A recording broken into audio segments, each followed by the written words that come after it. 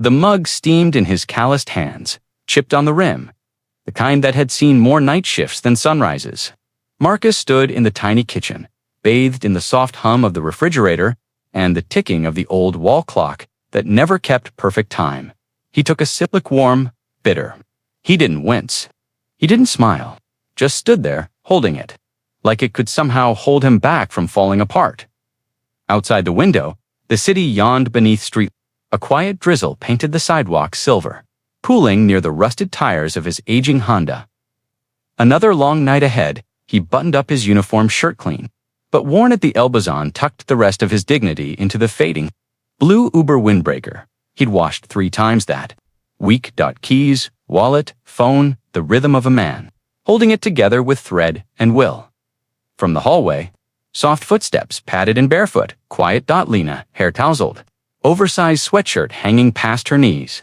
She rubbed her eyes and leaned against the doorway, watching him fix his collar in the reflection of the microwave door.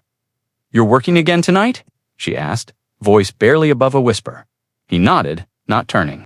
"Yeah, just until morning." Silence. Then her voice, even softer. "Did you sleep today, Daddy?" His hand froze on the zipper. He smiled, but it didn't reach his eyes. "I'll sleep tomorrow," he said. But they both knew tomorrow never really came.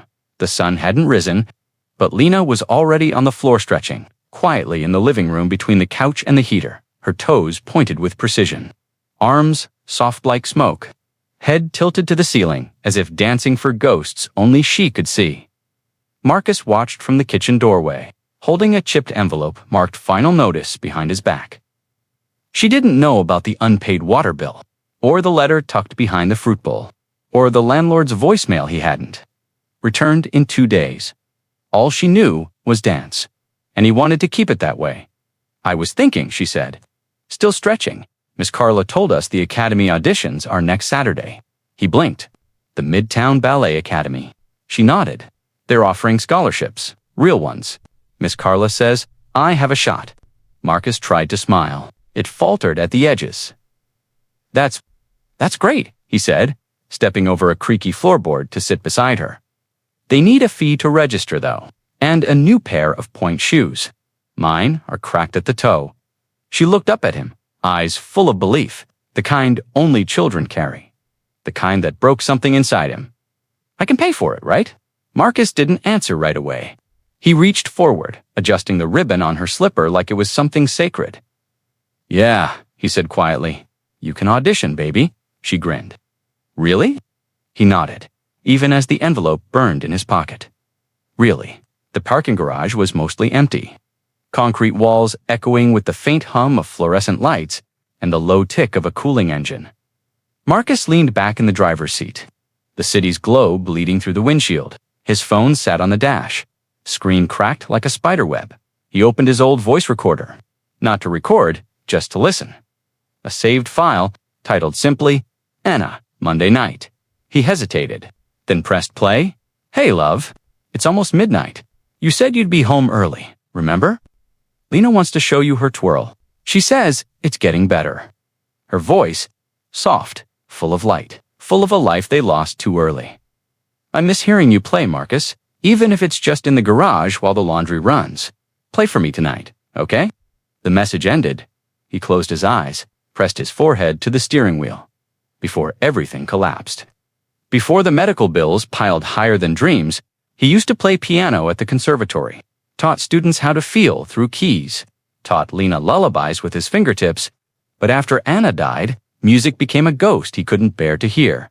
He picked up his phone again, hovered over the message. The play button turned into a trash icon. He stared at it, then tapped. Message deleted. His face remained still. He adjusted his rearview mirror, shifted into drive. Outside, the street was waiting. So were the passengers. The night dragged on like a scratched record. Marcus drove through puddled streets, tires whispering against wet asphalt. The city pulsed in quiet discontent, lit windows, flashing signs, hurried feet disappearing behind umbrellas. Inside the car, he kept the heater low and the music lower.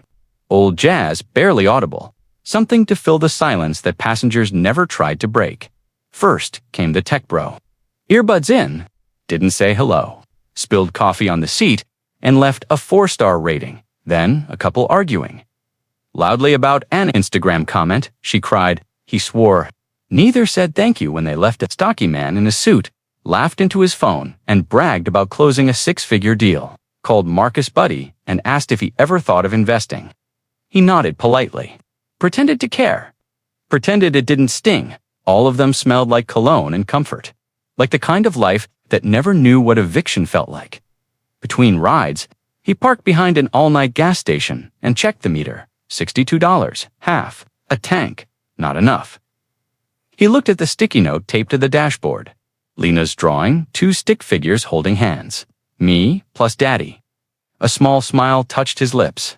But it didn't stay. His phone buzzed. A new ping dot final ride. Pickup, Lexi, 2:01 a.m. He frowned at the name. Clean profile.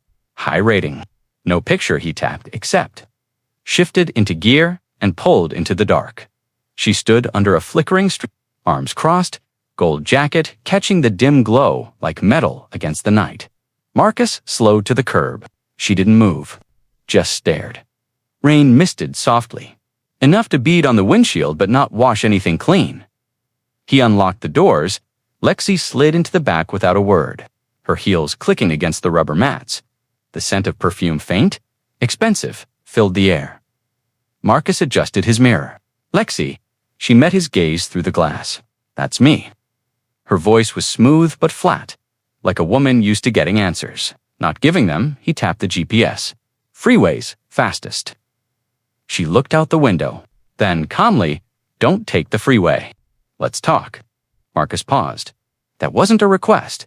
She crossed her legs slowly, like a queen waiting for a servant to speak. He blinked once, twice, shifted into drive, no freeway. Then they rolled through the sleeping city, the route now winding, unfamiliar. He cleared his throat. So, long night. Not really, she didn't smile. I like late hours. You see people's real faces at night. He said nothing. Just drove. She leaned forward slightly. You always this quiet, or am I special? He kept his eyes on the road, just trying to get you there safe. Lexi smirked. Safe's overrated. She leaned back again, arms folded, watching him like a story she'd already read halfway through. The car's interior grew heavy with silence, not awkward, but intentional, the kind that waited for something to break. Lexi tapped her manicured nail against the window, watching the city blur past. This your main job. Marcus kept his eyes ahead. It is right now. She tilted her head. So, what was it before? He hesitated. Different life. Lexi arched a brow. Sounds like a story. Marcus didn't bite. She leaned forward again. Let me guess. Construction? Military? Or one of those guys who plays poker for a living? He offered a small, dry smile. None of those. She studied him like she was scanning a resume. You're too careful. You don't talk much. And your hands don't match your jacket. That caught him off guard. My hands. She nodded. They're soft, precise. That's not a janitor's grip. He blinked. Lexi looked down, then out the window. You've played piano. A lot. The air between them shifted. Marcus tightened his fingers on the wheel. She smiled like she'd solved a riddle. Thought so? A long pause. Then she asked, You have kids? He nodded. One? My daughter. Lexi tilted her head. Ballet. Right? Marcus turned slightly, surprised. How'd you call it? Intuition. The car turned down a narrow street past shuttered shops and glowing neon. Lexi's voice dropped softer. If your daughter wanted the moon, would you try to grab it? Marcus gripped the wheel a little tighter. Every night, he said. Pull over, Lexi said suddenly. Marcus glanced back. We're nowhere near your stop. I know, she pointed. There, that diner, the one with the red neon sign. He hesitated, but the tone in her voice left no room. He turned the wheel. The diner glowed dimly at the edge of a closed gas station. Quiet, empty, like time had forgotten it. He killed the engine. Lexi leaned forward between the seats. Why'd you stop playing? Marcus didn't answer right away. He looked at the diner window instead, eyes narrowing at something behind the glass. You see that back wall? He finally said. Used to be a piano there. Lexi followed his gaze. You played here. He nodded once. 3 nights a week, same stool, same tips jar. Anna used to bring Lena and sit right at that corner booth, said the music helped her sleep. He smiled faintly, a soft, aching thing. They took the piano out after she passed, said it wasn't drawing business anymore. Lexi watched him, but said nothing. I thought if I stopped playing, the missing wouldn't feel so loud. Silence. The sound of rain tapping the windshield filled the space. Then Lexi's voice. Low and clear, you gave up too early. Marcus looked at her. Her gaze was steady. And for a moment, he wasn't sure if she was talking about music or something deeper. The car rolled to a stop in front of a stone building that didn't match the rest of the block's sleek columns, gold handles, and ivy climbing the walls like something out of another world. Lexi didn't move right away. She stared at the building, then at her reflection in the glass. Marcus glanced at the GPS. This the right place? She nodded slowly. Yeah, for now. He shifted into park. You need me to wait? Lexi shook her head. I won't be long. But you won't see me again. Not like this. The words landed strange, like a riddle or a promise. She pulled a folded bill from her jacket to crisp, too large, and tucked it quietly into the space beside his gear shift. He looked down at it. That's too much. It's not about money, she said. It's about memory. Marcus didn't know what that meant. She opened the door. The rain had stopped, but the streets still shimmered. Her gold jacket caught the light again, flaring briefly like fire. Before stepping out, she turned to face him. Tell your daughter to keep dancing. She's not just gifted, she's got your fight. Marcus stared, brows pulling in. How do you, Lexi? Held up a finger. Let's not ruin it with questions.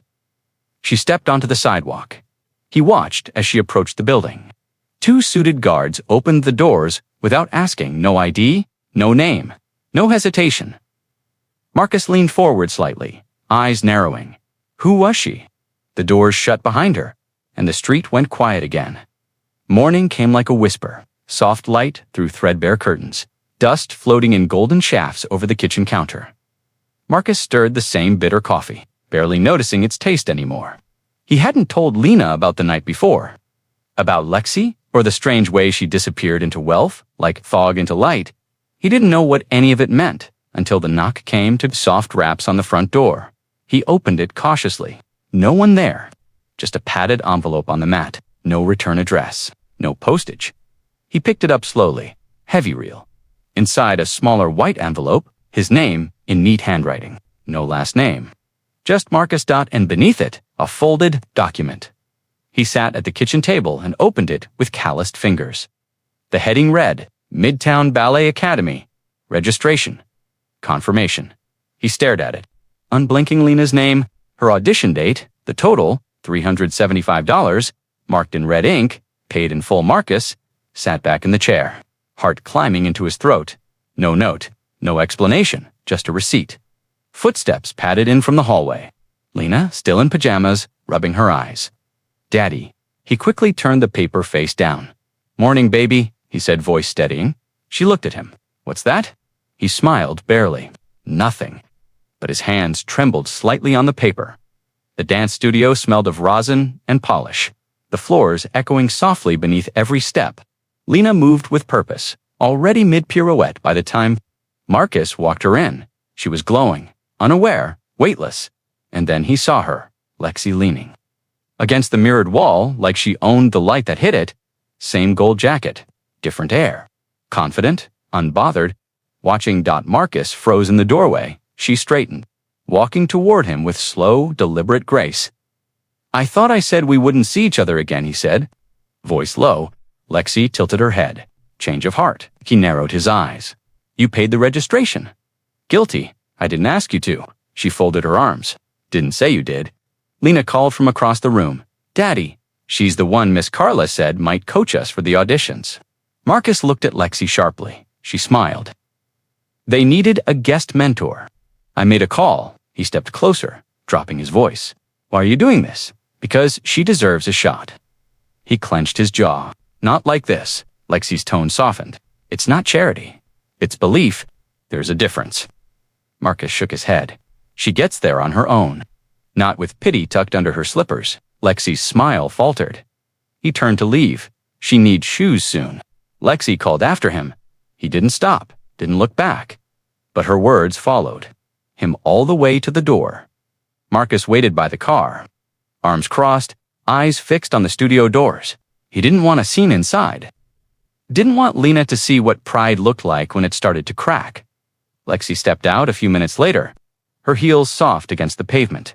She didn't speak right away. Marcus broke the silence. I meant what I said. This isn't your story to fix. Lexi stopped beside him. It's not about fixing, it's about freeing her. He looked at her, eyes dark and tired. You don't know us. She met his stare without blinking. I know a father who's drowning, and a girl with fire in her bones. I'm doing my best. I know, but sometimes your best isn't enough. And when it isn't, you don't get to let her pay the price. Marcus's jaw tightened. Lexi reached into her coat and pulled out a slim envelope. I'll pay for the rest. Uniforms, shoes, extra classes. You don't owe me anything. Except one thing. He eyed the envelope, unmoving. What's the price? You let her dance. Wherever she gets in, no guilt, no shame. No holding her back because you're afraid you can't follow. Marcus didn't answer. Lexi stepped closer. Her voice dropped, firm and quiet. Let her dance. You owe her that? She placed the envelope on the car's hood and walked away, gold jacket trailing behind. Her like a flicker of defiance. Marcus stared at it, not touching it. Not yet. The morning of Lena's first weekend class at the academy was overcast, pale sky. Wind teasing at the hem of Marcus's coat as he adjusted the two small ballet bags slung over his shoulder. Lena buzzed with excitement beside him. Her new leotard folded neatly in her arms. Lexi said she's picking me up. She drives a hybrid, like in the magazines. Marcus tried not to react, just nodded. Be polite, and don't talk about us. Let your dancing speak. She blinked up at him. Why? You always say I should be proud of where I come from. He looked down. Today, just focus on dancing. Right on cue, a sleek black car pulled up, silent engine, matte finish. Wheels that barely whispered against the curb. Lexi stepped out in dark sunglasses, phone in hand. Ready, ballerina? Lena ran to her, beaming dot. Marcus followed slower. Lexi glanced at him over the top of her glasses. She's safe with me. He hesitated. I know. Parents stood in clusters outside the studio entrance. Women in designer coats, men with folded arms, and key fobs that flashed luxury. They noticed Marcus noticed the worn jacket, the patched knees of Lena's tights. Whispers trailed behind them. Lexi placed a gentle hand on Lena's shoulder. Walk in proud, as they entered the glass doors together. One mother near the lobby turned to another. Her voice was low, but sharp. He doesn't belong here. Marcus heard it. He didn't flinch. But the words followed him down the sidewalk, like stones in his shoes. The diner hadn't changed. Much same cracked vinyl booths. Same dull buzz from the flickering light near the back corner. Marcus slid into a seat across from Lexi, coffee already waiting. She must have asked them to keep it hot. Outside, the city moved without them. Inside, time bent a little. Lexi stirred her tea slowly. She's extraordinary, you know? Marcus nodded. She works harder than I ever did. Lexi leaned back, eyes tracing the dusty jukebox behind him. I used to come here with my dad. He thought pancakes at midnight solved everything. A soft smile tugged at her lips, then vanished. He was wrong, of course. Some things just sit in you forever. Marcus sipped his coffee. We used to sit in that booth over there. Anna would get hot chocolate, and Lena would draw on napkins. Lexi glanced at him. Anna was your wife. He nodded once. Gone 5 years now. Lexi didn't press. She didn't have to. The silence between them filled in the rest. The jukebox clicked, changing songs, something soft, old, and heavy with memory. Lexi leaned forward, elbows on the table. You were a musician once. He met her eyes. Still am. Just quieter now. Her gaze lingered. Do you ever play anymore? He looked down at his hands. I did once, he said quietly. For her. For Lena, now I just survive. Lexi didn't look away, and for a moment, neither of them did. The envelope was waiting when Marcus got home. It was the same color as all the others, pale yellow. Red stamped letters, final notice. He held it in the doorway for a long time, the wind tugging at his jacket. like even the air knew what it carried. Inside, the apartment smelled of old books and lemon cleaner. Lena's ballet shoes were drying near the heater, toes up like they were reaching for the ceiling. He opened the envelope slowly, rent past due. Eviction effective in 10 days. The paper shook in his hand, just slightly. He placed it on the kitchen counter, face down, as if that would silence the truth it carried. From the hallway came the familiar sound of humming. Lena, rehearsing steps in front of the hallway mirror, arms curved, feet sliding across the floor like she was dancing on clouds.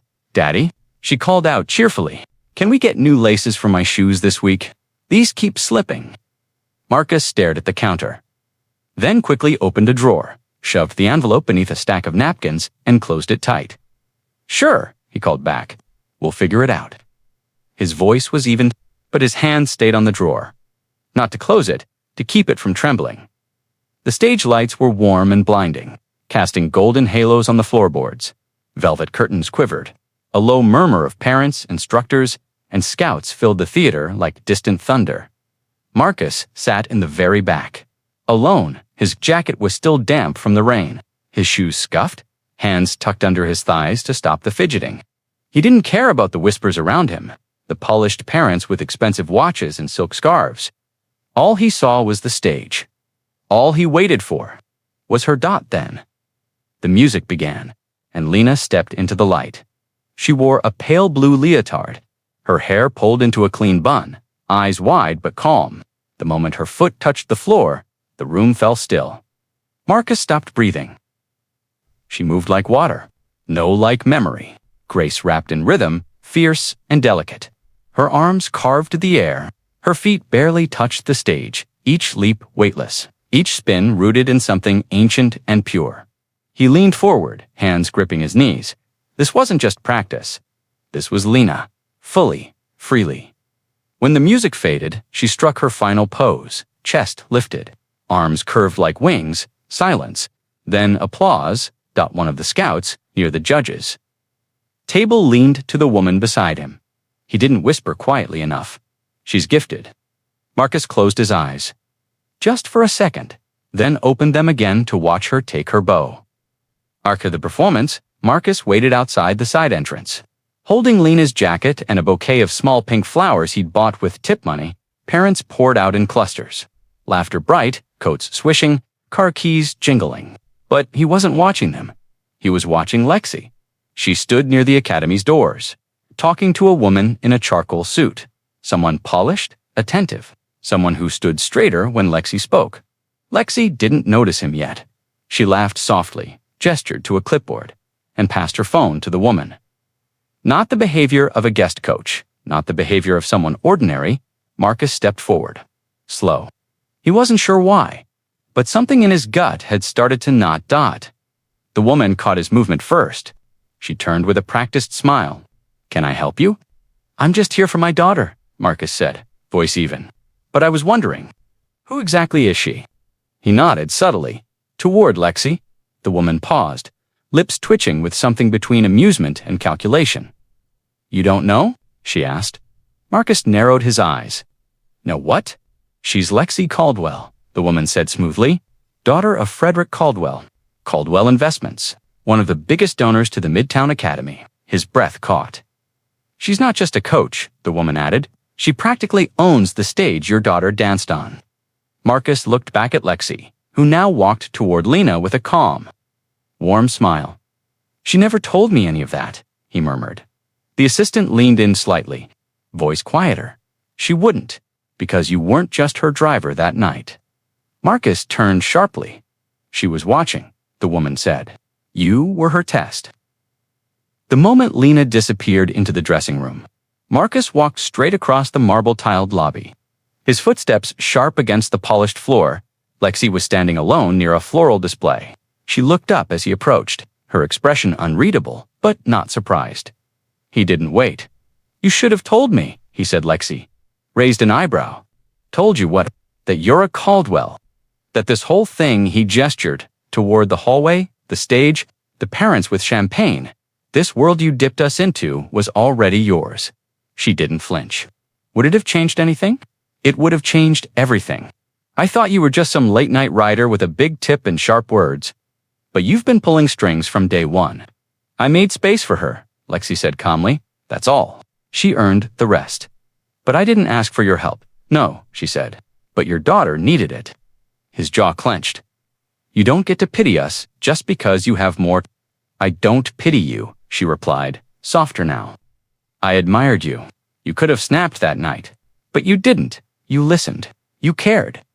He stepped closer, voice tight. I don't want to be your charity case. You're not. He looked her dead in the eyes. Then stop throwing lifelines like I'm drowning. She blinked. Just once. He turned to walk away. Marcus, she called after him. He paused, back still turned.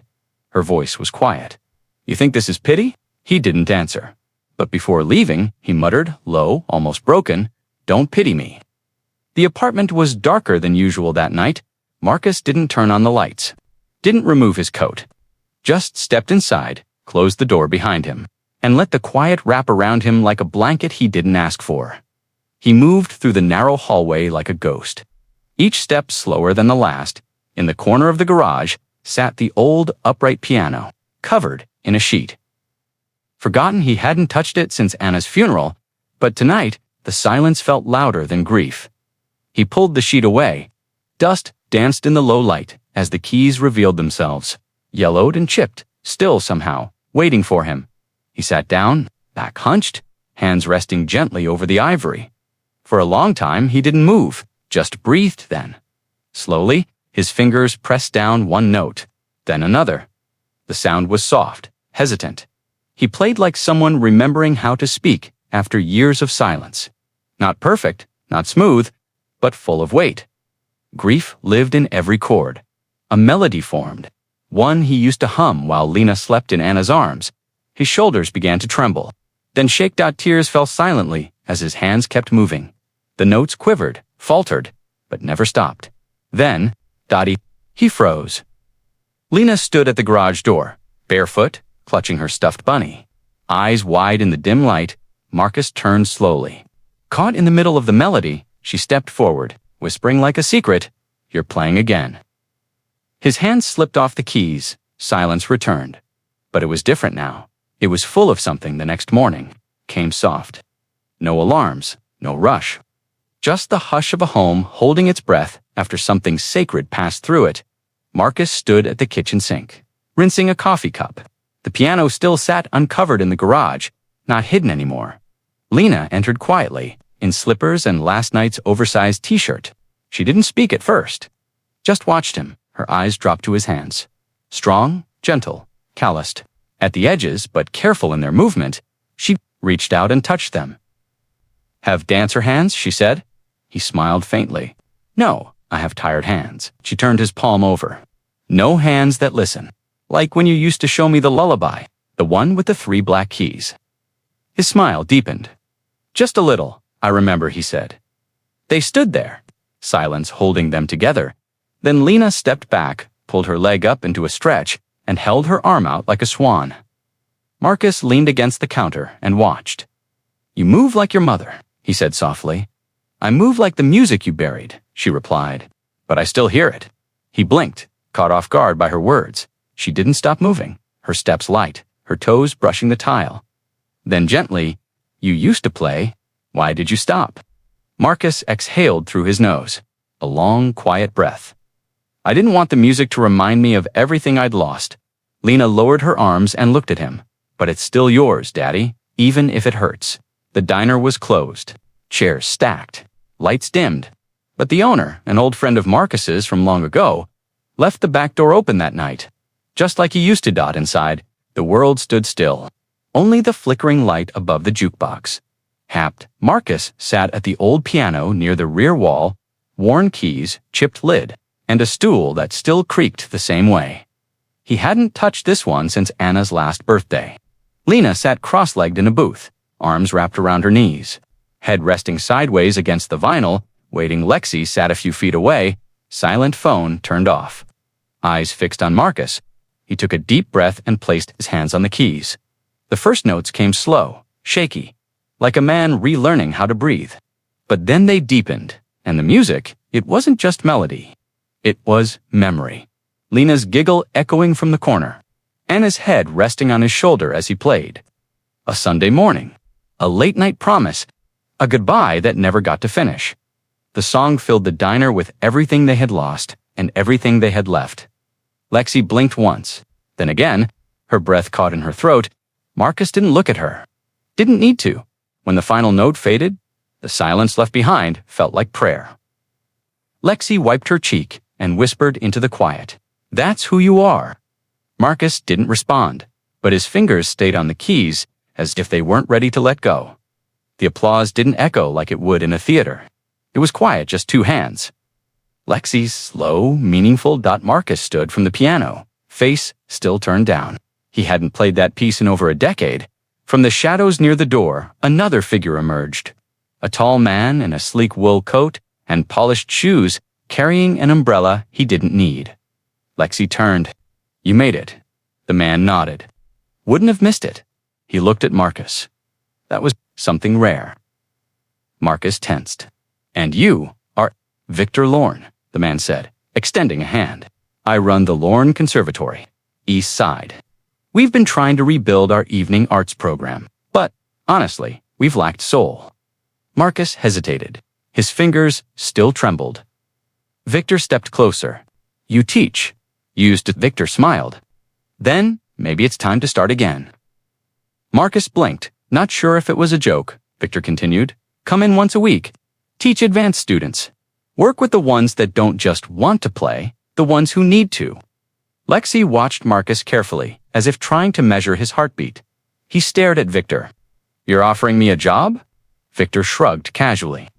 "I'm offering you a piano, a classroom, and your name on the door." Marcus exhaled, steadying himself against the flood of emotions. Victor added, "But you'll need a place in town." He looked down at Marcus's worn sneakers. "And better shoes." Marcus chuckled once, dry. The air shifted again. Opportunity knocking, wearing a tailored coat. Lexi pulled up outside the apartment building the next day. The black car idled silently. Window rolled down halfway. Marcus stepped out. A manila envelope tucked under his arm. His shirt still stained faintly with piano dust. Lexi motioned him over. He hesitated, then walked to her window. She handed him a small box, sleek, heavy inside. A pair of new leather shoes, soft brown, clean stitching, soles barely touched. Next to it, a folded key. "What's this?" Marcus asked, voice flat. "Studio apartment. 2 blocks from the conservatory. I paid first month. Nothing fancy, but it's safe." He didn't tick the box. "I told you I'd help," Lexi said. "You can't walk into that building in janitor shoes. You said it yourself. I didn't ask you to fix my life." "This isn't fixing," she said, voice low. "It's leveling the stage." Marcus glanced at the shoes, then at the key. "Do you even hear yourself?" "Level the stage." He shook his head. "You're not lifting me up. You're stepping over me." Lexi leaned forward. "You think this is pity?" "I think it's control," he said. "And I've had enough of that from people with money." She swallowed, visibly trying to stay composed. "You have an offer. A real one. That school needs someone like you." He looked her in the eyes. "You think I'm for sale?" he said quietly. "I'm not." Then he closed the box, set it on the hood of her car, and walked away without another word. The academy was nearly empty by the time Marcus arrived. Late evening had melted into night, and most lights inside had gone dark, except for one, through a narrow pane of glass in the side door. He saw her Lena, alone in the practice studio. No instructors, no mirrors, just a mat, a water bottle, and the portable speaker playing soft piano music in the background. He didn't open the door, just watched. Her arms moved in perfect arcs. Her feet slid with muscle and grace across the polished wood. There were no distractions here, just her and the discipline. She loved like breath. She didn't know he was there. Every turn was clean, every leap full of silent hunger. Her focus didn't waver, not even when she stumbled. She stopped after a long pirouette. Breathing hard, hair falling loose around her face, she reached for her water bottle, then looked up at the ceiling. "I'm doing it for you." "Mom," she whispered. Marcus flinched. She didn't see him, but those words struck something deep. A note so pure and painful, it echoed through his chest. His eyes shimmered. She turned back to the mat. lifted her arms again, and danced into the silence. Marcus stepped back, careful not to make a sound. Pride filled his throat like a lump too big to swallow. He left without her ever knowing. He was there. The envelope was thick, with a gold-embossed seal from the Midtown Ballet Academy pressed into the corner. Marcus stared at it on the kitchen table like it might vanish if he blinked. Lena bounced on her heels, eyes wide with hope and nerves. "Open it, Daddy!" He slid a butter knife beneath the seal and unfolded the letter slowly. The words blurred for a second, then came into focus. "Dear Miss Lena Walker, we are pleased to inform you that you've been selected for our Rising Stars Full Scholarship Program, .. Lena gasped, hands flying to her mouth. "I got it." Marcus nodded slowly, reading the fine print again. "You got it," she squealed and hugged him, nearly knocking the letter from his hands. But his eyes stopped on the bottom line. He read it again. Quieter at this time, scholarship contingent upon legal guardian's current residence. Within a 15-mile radius for duration of training, he felt the words settle like cold iron in his chest. Lena pulled back, still grinning. "What's wrong?" He tried to smile. Failed. "I'm just proud of you," he said softly. She reached for the letter and scanned it. Her finger paused near the bottom. She read it aloud, voice dropping. "My dad has to stay in town, or I lose it." Marcus looked away, and in the silence that followed, something fragile shifted between them. Something too big to explain. They sat on the edge of the old outdoor stage behind the academy, where students stretched before class or snuck snacks after hours. Lexi had called him there without explaining why.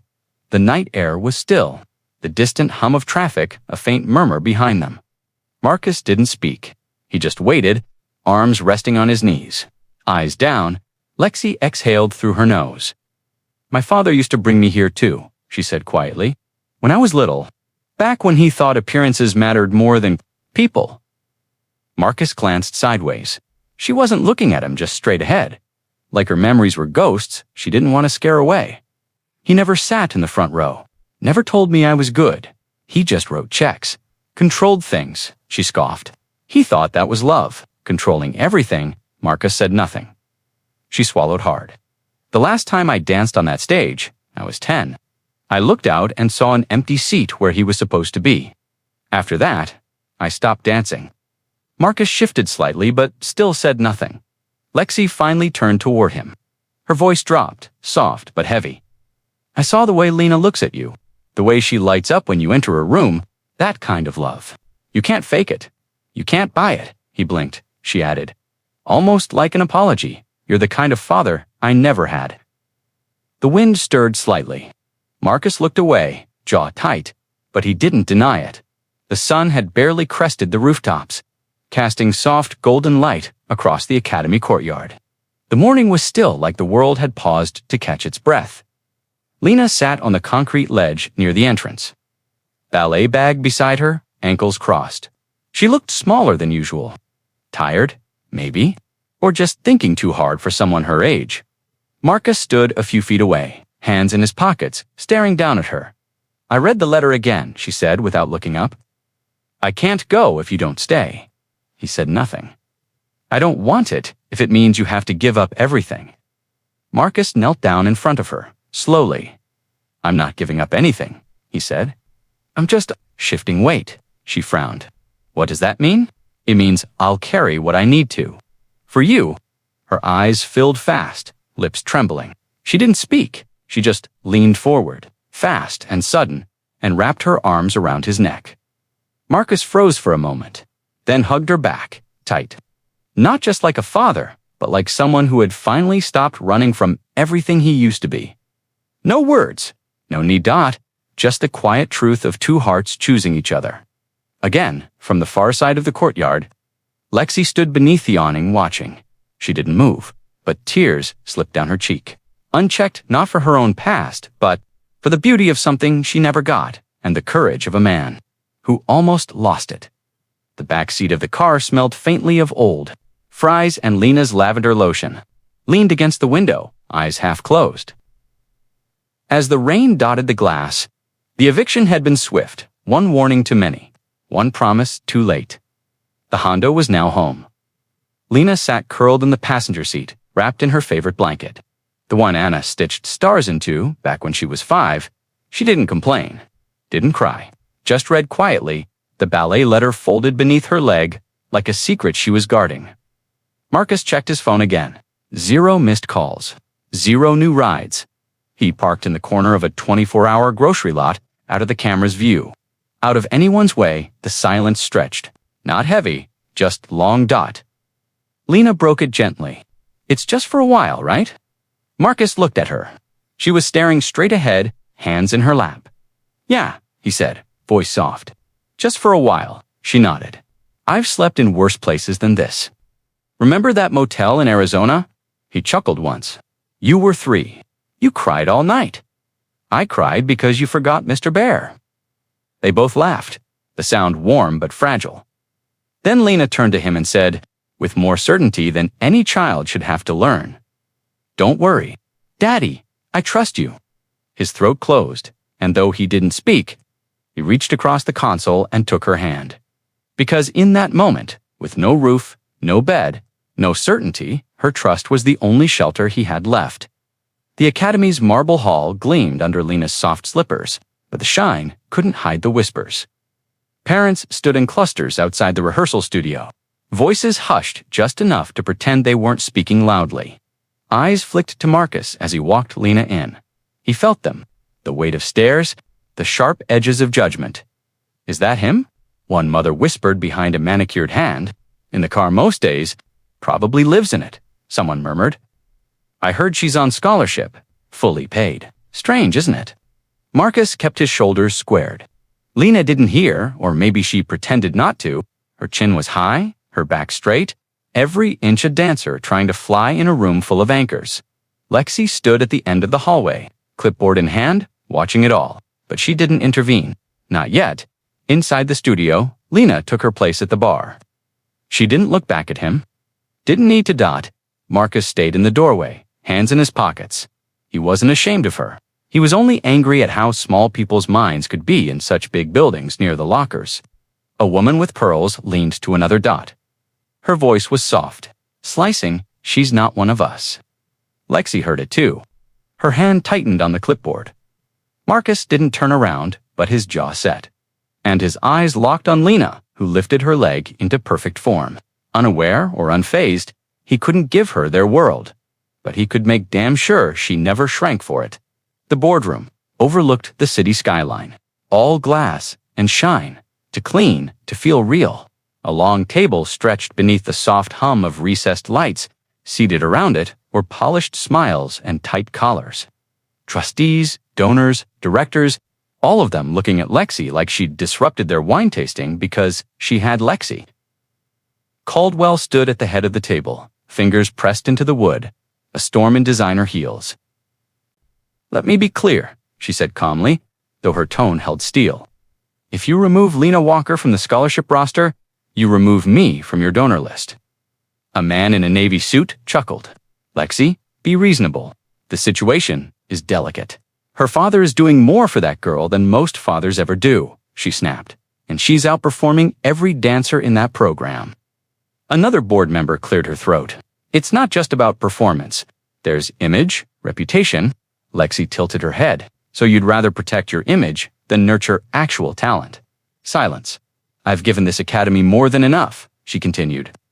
But I didn't sign up to fund a pageant for privilege. The room shifted. Uneasy dot, LEXI, straightened. Pull her from the roster, and I'll make sure every outlet from the Post to the Times knows that Midtown Ballet Academy rejected a top performer because her father drove a car instead of a Lexus. No one spoke. Lexi let the silence hang, then added, quietly but fiercely, this isn't about money, it's about merit. And with that, she walked out, no goodbyes, just fire in her wake. The sun had dipped low, bleeding orange into the sky. When Marcus realized something was wrong, Lena hadn't answered his last 3 messages. Not the text about dinner, not the one asking if she needed a ride, not even the simple, you okay, baby girl? He rushed to the academy, heart pounding harder with every step. The studio was quiet. Lights off. The receptionist gone, no Lena. Not in the practice room. not in the locker area. He asked the janitor, the night guard. Nothing. Panic gripped his chest. Not the loud, dramatic kind, the quiet, squeezing kind that made it hard to breathe. He retraced every place she might have gone. The corner cafe. No, the library. No. Then he remembered the bench, the one near the park, the one Anna used to sit on during rehearsals. Marcus turned the corner breathless. Scanning, she wasn't there, but her ballet slippers were, folded neatly on the wood slats, the toe ribbons still damp from practice, his knees nearly buckled. He sat down hard beside them, gripping the shoes like they could answer him. She had never gone anywhere. Without them, never. He stared at the streetlight overhead, the flickering bulb buzzing in the silence. "Lena," he whispered. The world suddenly felt too big and far too quiet. The train station sat on the edge of the city, half forgotten, barely used. Just one line running twice a day. Marcus hadn't been there in years. Not since Anna, not since their first date. When they missed the last train and sat for hours on the platform, sharing coffee and stories until the sky changed color. He parked crooked on the curb, heart tight, hands gripping the wheel. Then he saw her, Lena, sitting on the same bench, head bowed, legs swinging gently. The moment his foot hit the pavement, she looked up, no tears, just tired eyes and flushed cheeks from crying earlier. Marcus sat beside her slowly, like he was afraid she might vanish if he moved too fast. "You scared me," he said. "I didn't mean to," she whispered. He didn't speak, just waited. She looked out at the tracks. "Mom told me this was where you used to dream together, said it was your quiet place." He nodded. "Still is." Lena fiddled with her fingers. I needed to go somewhere that felt like her." Silence.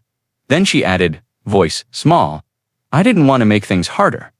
Marcus turned to her, his voice thick. "You didn't? You couldn't." She looked up at him, lip trembling. "I just wanted you to have your dream too." He blinked hard, then reached for her hand. "Maybe this time," he said softly, "we chase yours first." The lights dimmed slowly over the Academy's grand performance hall. Velvet seats, filled with donors, critics, proud parents. Backstage, Lena stood in her leotard, eyes closed, breathing in rhythm. This was her moment, her biggest performance yet. But before her name was called, new sound filled the hall. Not a recording, not a track live. Piano, the audience turned as the curtains shifted. And there he was, Marcus, seated at the baby grand at stage left. Head bowed slightly, hands resting gently on the keys.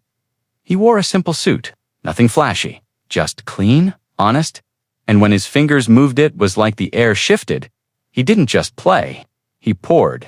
Every note wrapped in years of sacrifice, grief, resilience, every melody soaked in memory. Lena stepped out into the center of the stage. Eyes locked on her father, she moved to his rhythm, not the Academy. Not the judges' single quotes. Their story unfolded in movement and music. When she leaped, it was Anna's laugh. When she spun, it was the sound of sleepless nights, made worth it, and when she landed softly at the final beat, it was a silent promise kept. Marcus's fingers slowed.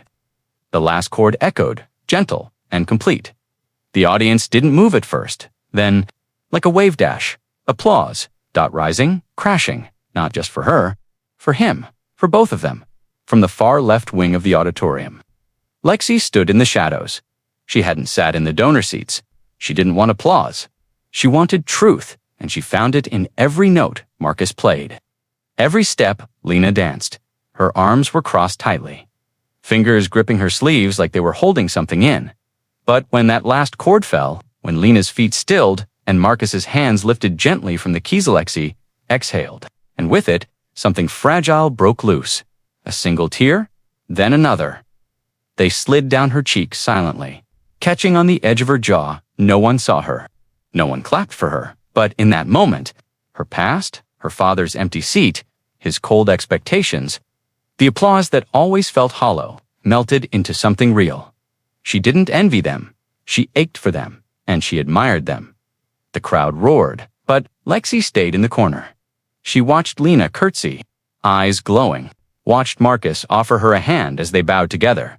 No longer two lives scraping by, but one united rhythm finally heard.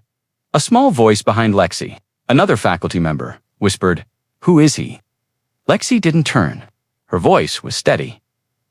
"That's what a father sounds like," she said, and then she wiped her tears and disappeared into the crowd, unnoticed, unneeded, but for once, completely at peace. Later that night, the city buzzed beyond the windows of a quiet corner cafe where no one asked your last name. Marcus sat alone at a small table, his jacket folded neatly over the back of the chair, hands wrapped around a warm mug of black coffee. No sugar, no cream, just honest. He stared at the steam rising, not with worry, with peace. The performance had ended hours ago. Lena had gone home with Lexi for a celebratory sleepover with hot cocoa and too many pillows. She'd begged him to join. He smiled and said, "No, this one's yours." Now, the quiet gave him space to hear something he hadn't in years. His own, breathing, his own worth.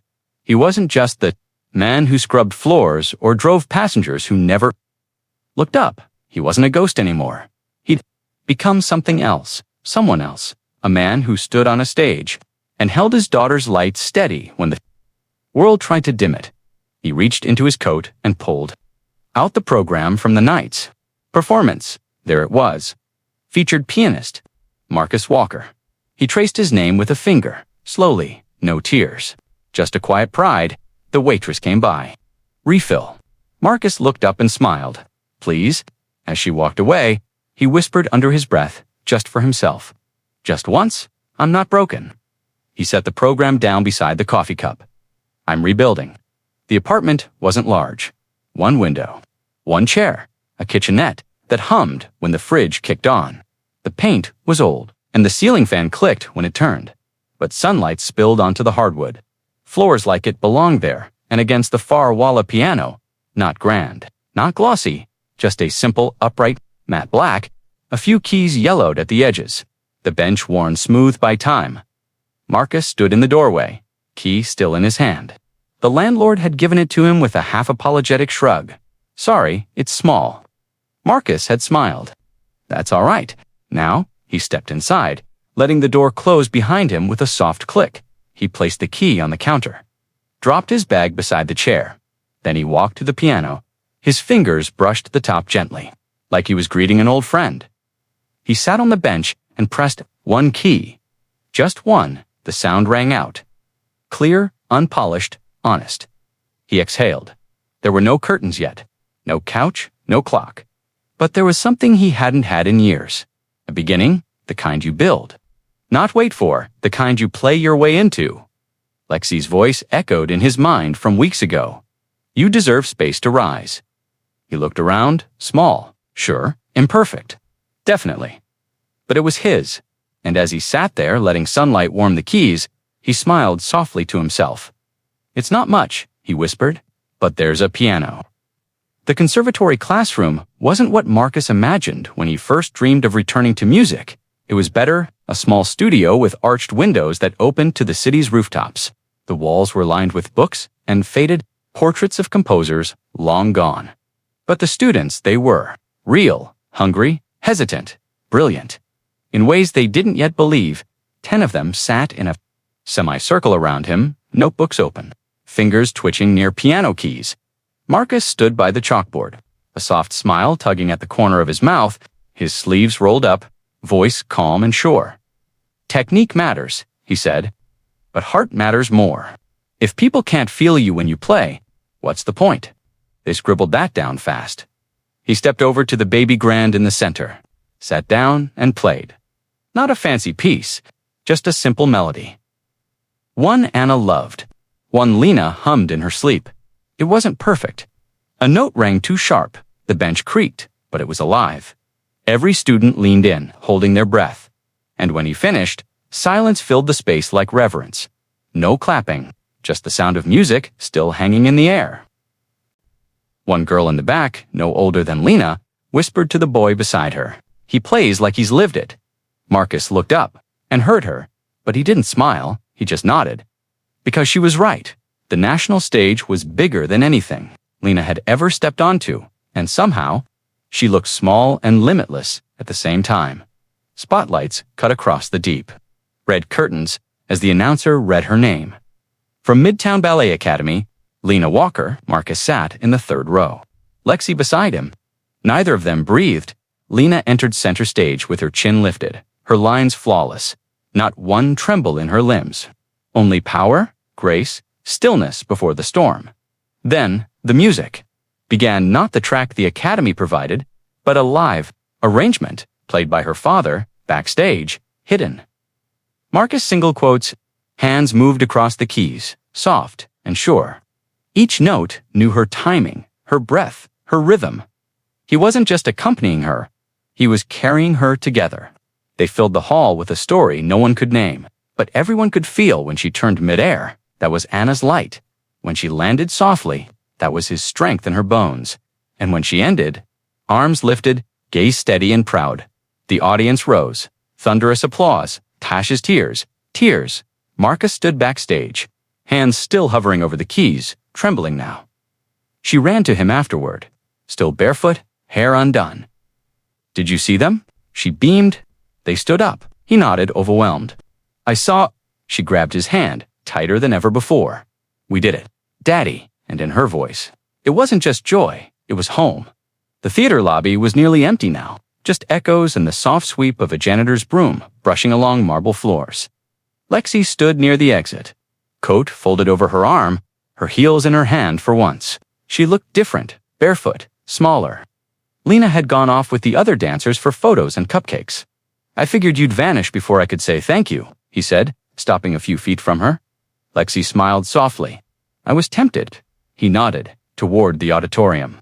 She couldn't have done it without you. Lexi looked down, then out toward the glass doors. Beyond them, the city shimmered under streetlights. I think she always had it, she said. She just needed permission to be great. Marcus tilted his head. From who? Lexi shrugged. From you, from me. From the world, a silence settled between them. Not awkward. Just full. I'm leaving tomorrow, she added. Board meetings, new projects, he nodded, lips pressed. Will we see you again? She looked him in the eye. You don't need me anymore. He opened his mouth to argue. Maybe, but she raised her hand gently. I didn't save you, she said, voice soft but firm. You saved each other. Then she leaned in and kissed his cheek. It wasn't romantic, it was reverent. Goodbye, Marcus, and just like the first night, she walked out without waiting for anything in return. Except this time, he watched her go without wondering who she was. He already knew. The diner hadn't changed. Not really. Same squeaky door. Same waitress with the faded name tag. Same table in the corner with a crack running down its leg. But something felt different. Marcus walked in carrying a canvas bag. Not rushed. Not broken. Just steady. The owner, an old man wiping glasses behind the counter, gave him a nod. You sure? Marcus smiled. Been a long time coming.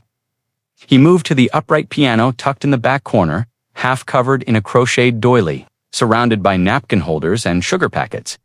He sat down slowly, opened the lid, ran his hand across the keys. They responded like they remembered him. Then he played.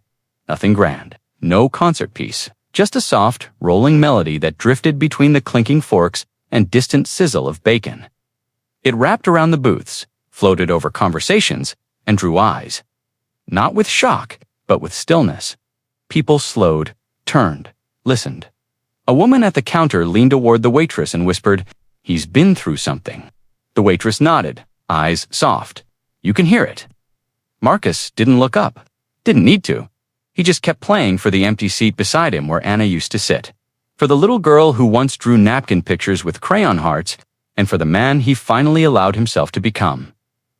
The song ended without applause, just peace. The ballet studio was filled with tiny slippers and untied ribbons. Children giggled as they stretched, arms crooked, posture all over the place.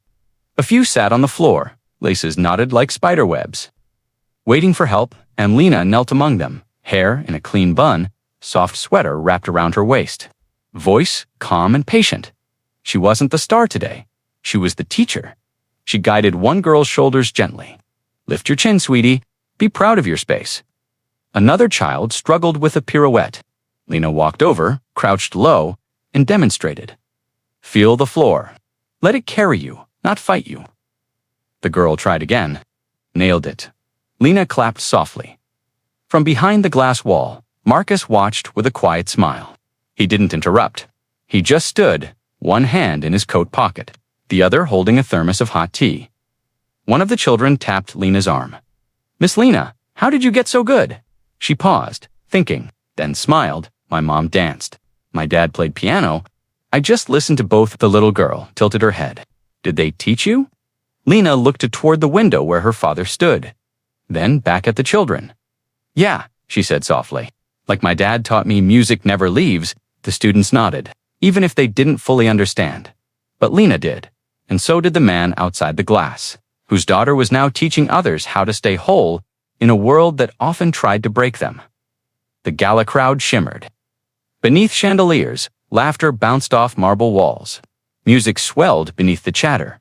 Waiters in white gloves floated with silver trays. It was the Academy's annual donor night. Lena had been invited as a guest performer. Marcus came too in a dark suit borrowed from a conservatory friend, his tie a little crooked, his posture tall. He stuck to the edges, mostly watched from near the catering table, but then he saw it, that gold jacket, moving quietly through the crowd. Not flashy this time, not sharp, just familiar. Lexi. Hair tied up, no fanfare, no announcement. She didn't linger near the board members or the photographers. She moved like a ghost who had already said her goodbye. Marcus followed her with his eyes as she stood near the far wall, a glass of water in hand, watching Lena dance. And when Lena spun into her final pose, just like that first audition, Lexi smiled. Not the smile of a billionaire, the smile of someone who once needed to know. If kindness still existed, then she turned, not toward Marcus, not toward the stage, toward the door. No one stopped her. No one recognized her, except him. She didn't wave. Didn't break stride, but for a fraction of a second. Her eyes found his through the crowd, and she smiled, like a chapter closing itself. Then she slipped out, into the night, gold jacket glinting beneath the exit lights. Gone again, but this time, she didn't have to stay. She already knew they'd be okay. The night was quiet. Clear sky, stars scattered like soft confetti. Marcus sat alone on a bench outside the conservatory. Lena had gone home early, exhausted from rehearsals. The city moved slowly around him now. No rush, no noise. He reached into his coat pocket and pulled out his phone. The Uber app still sat in the corner of the screen, untouched for weeks. He opened it. The map blinked, then loaded. His old dashboard appeared, faded trips, late-night rides, the log of a man who once measured life in miles and minutes.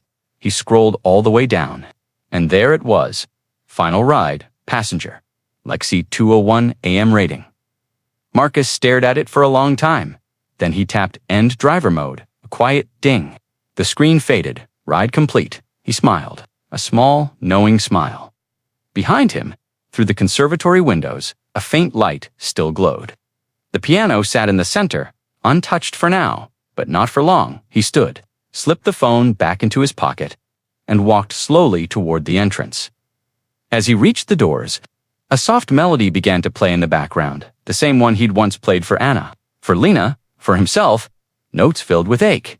Love survival. Notes that had no words, but said everything. The camera pulls back. He enters the building, light swells, and the door closes behind him.